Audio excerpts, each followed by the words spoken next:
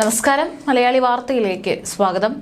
Central GST ഓഫീസിലെ additional commissioner Manish Vijay, സഹോദരി ശാലിനി വിജയ്, അമ്മ ശകുന്തള അഗർവാൾ എന്നിവരുടേത് തൂങ്ങി മരണമെന്ന പോസ്റ്റ്മോർട്ടം റിപ്പോർട്ട് പറയുമ്പോഴും ഉത്തരം കിട്ടാത്ത ചോദ്യങ്ങൾ ഒരുപാട് ബാക്കിയാവുകയാണ്. എന്താണ് ഇവരുടെ ആത്മഹത്യയിലേക്ക് നയിച്ചതെന്നാണ് അതിലൊന്ന്. മറ്റൊന്ന്, അമ്മ ശകുന്തള ദേവി സ്വയം തൂങ്ങി മരിച്ചതാണോ എന്നതും സംശയമാണ്.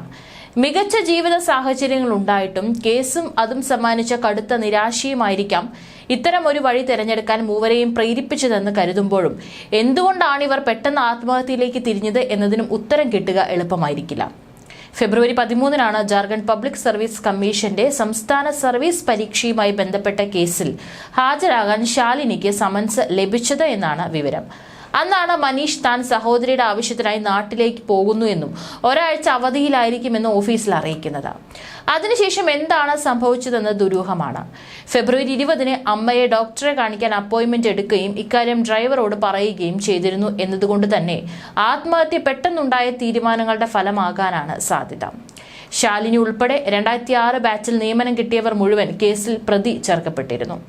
ഇതിന്റെ വിചാരണയ്ക്ക് ഹാജരാകുന്നത് മൂലമുള്ള മാനസിക സമ്മർദ്ദം താങ്ങാതെ ജീവൻ ഒടുക്കിയതാണോ എന്നതിന് തെളിവുകളൊന്നും ബാക്കിയായിട്ടുമില്ല. 14 ഇവർ ഓൺലൈൻ വഴി പൂക്കൾ വാങ്ങുന്നത്. അമ്മ മരിച്ച ശേഷം മൃതദേഹത്തിൽ വിതറിയിരുന്നത് ഈ പൂക്കളായിരുന്നു.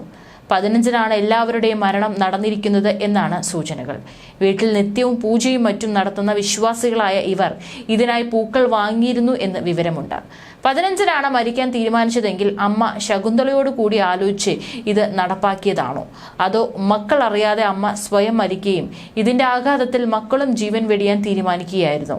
പ്രമേഹ രോഗമടക്കം കടുത്ത ശാരീരിക അവശതകളുള്ള 77-കാരിയായ ശകുന്തള ഇത്തരമൊരു കൃത്യം സ്വയം നടത്താൻ ശാരീരികമായി പ്രാപ്തയായിരുന്നു എന്ന ചോദ്യവും ബാക്കി നിൽക്കുന്നുണ്ട്. മനീഷിനെ രാവിലെ ഡ്രൈവർ എത്തി കൂട്ടിക്കൊണ്ടു പോകുന്നതും വൈകിട്ട് തിരികെ കൊണ്ടുവിടുന്നതുമാണ് ഇവിടെയുള്ള അയൽക്കാർ ആകെ കണ്ടിട്ടുള്ളത്. ഇടയ്ക്ക് അമ്മ പുറത്തെ വരാന്തയിൽ ഇറങ്ങിയിരിക്കുന്നതും കണ്ടിട്ടുണ്ട്. അതല്ലാതെ മറ്റാരുമായി ഇവർക്ക് കാര്യമായി അടുപ്പമുണ്ടായിരുന്നില്ല. 1.5 വർഷം മുമ്പാണ് മനീഷ് സ്ഥലം മാറ്റം കിട്ടി കോഴിക്കോട് നിന്ന് കാക്കനാട്ടേക്ക് എത്തുന്നത്. 4 മാസം മുമ്പ് അമ്മയും സഹോദരിയും കൂടി എത്തി. 2006 പരീക്ഷയിലും ഇന്റർവ്യൂവിലും ഇഷ്ടക്കാരെ തിരികെ കയറ്റിയെന്ന ആരോപണം ഉയർന്ന കേസ് 2012 CBI അന്വേഷണം ഏറ്റെടുക്കുന്നത്. 2024 നവംബറിൽ 60 പേർക്കെതിരെ കുറ്റപത്രം സമർപ്പിച്ചു. ഇത്രയും വർഷം നിയമ പോരാട്ടം നടത്തിയിട്ടും വിചാരണ സമയത്ത് സമ്മർദ്ദവും വിഷാദവും താങ്ങാനാവാതെ മരണം വരിച്ചു എന്നതിലും അവിശ്വസനീയതയുണ്ട്. സാമ്പത്തികമായി ബുദ്ധിമുട്ടുകളൊന്നുമില്ലാത്ത കുടുംബമായിരുന്നു ഇവരുടേത്. പിതാവ് UC വിജയ് വളരെ നേരത്തെ മരിച്ചതിനെ തുടർന്ന് അമ്മ ശകുന്തളയാണ് 4 മക്കളെയും വളർത്തിയത്. ബൊക്കോറോ സ്റ്റീൽ സിറ്റിയിൽ അധ്യാപികയായിരുന്നു ശകുന്തള. ഇവരുടെ ഒരു മകൻ നേരത്തെ മരിച്ചിരുന്നു. വിവാഹിതയായ അബുദാബിയിൽ ജീവിക്കുന്ന ഇളയ മകൾ പ്രിയയാണ് ഇന്ന് കുടുംബത്തിൽ ശേഷിക്കുന്ന ഏകാൾ. പ്രിയ എത്തിയതിനു ശേഷമാണ് പോസ്റ്റ്മോർട്ടം നടന്നത്. മാത്രമല്ല, പ്രിയ എത്തിയതിനു ശേഷം മറ്റ് സംസ്കാര ചടങ്ങുകളെല്ലാം തന്നെ ഇപ്പോൾ പൂർണ്ണമായിരിക്കുകയാണ്. പക്ഷേ ഇപ്പോഴും ചോദ്യങ്ങൾ ഒരുപാട് ബാക്കിയാണ്. കൃത്യമായി പോലീസ് അന്വേഷണം പുരോഗമിച്ചുകൊണ്ടിരിക്കുകയാണ്.